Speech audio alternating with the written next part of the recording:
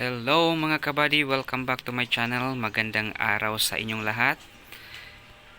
Canelo Alvarez versus Munguia ngayon.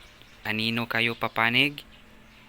Pero bago yan, maghahambog muna ako dito sa aking tanim. So nakita ninyo na meron akong dalawang tanim na talong. Nasa plastic container lang siya. Pero tingnan ninyo yung bunga. Oh, napakalaki. So almost 12 inches. At itong isa din, oh, napakahaba, almost 12 inches. So ang sikreto dyan, mga kabady, ay sa lupa, no? So kung titignan natin ang lupa, maraming mga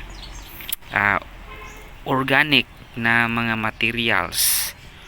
So meron ditong mga klase-klase. So balat ng mani, itlog, at iba't iba pang mga left na mga tira-tirang mga gulay sa kusina. Ito mga kabady ang aking basurahan. Nakita ninyo merong mga balat ng saging, itlog, pinagbalatan ng pinya, nangka, at iba pa. Kapag puno na yung balde, dito ko tinatransfer. Itong area na to ay napakarami ng mga organic na materials. Dito ko kinukuha yung pinang gamit kong pataba doon sa aking talong. Matagal na to dry na ang mga materials.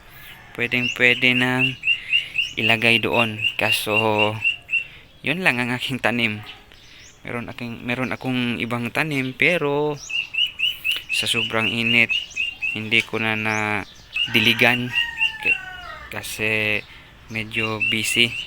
So yun lang yung nasa accessible area sa bahay na palaging nadidiligan, kaya nag-survive. So gumawa kayo ng ganito mga kabady, organic fertilizer. So magagamit ninyo ang mga left materials from your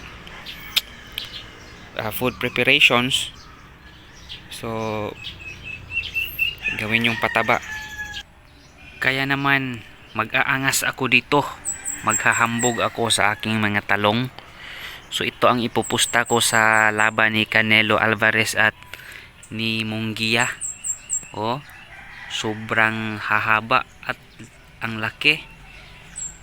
So meron din palang tawag nun, yung liquid galing dito sa organic na mga materials. Meron akong lalagyan dito na dinadaluyan, or dito tumutulo yung kanilang liquid.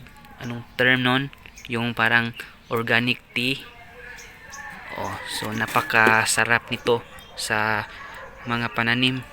So ngayon, dahil dry na ang mga organic materials, so wala na masyadong tumutulo.